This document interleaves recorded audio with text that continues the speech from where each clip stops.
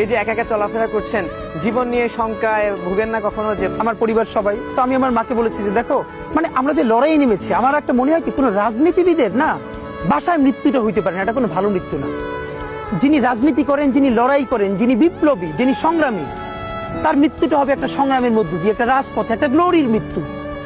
আমি তো ভীষণভাবে প্রত্যাশা করি, আমি ছোটবেলা থেকে এই স্বপ্নটা দেখি, অনেক জায়গায় বলেছি যে একটা তুমুল মিছিল হচ্ছে অন্যায়ের বিরুদ্ধে, সেই মিছিলের সামনে আমি আছি, কোনো একটা বুলেট এসে আমার বুকটা হয়তো বিদ্ধ করে দিয়েছে, এবং সেই মিছিলে আমি হাসতে হাসতে আমি শহীদ হয়ে গেছি।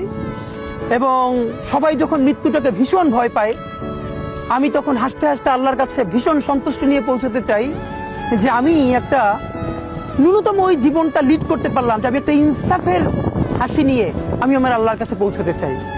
সুতরাং আগামী 50 বছর বাঁচলাম, কোনো ইম্প্যাক্ট তৈরি হলো না আমার দিয়ে, দেশের জন্য, রাষ্ট্রের জন্য, উম্মার জন্য, জাতির জন্য।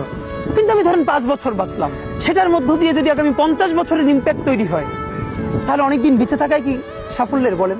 শহীদ প্রেসিডেন্ট জিয়াউর রহমান কয়টা দিন বেঁচেছেন, কিন্তু ভাবেন আজকে পর্যন্ত উনি আমার অনুপ্রেরণা। হাঁটতে হাঁটতে আমার পা ফুলে যায়।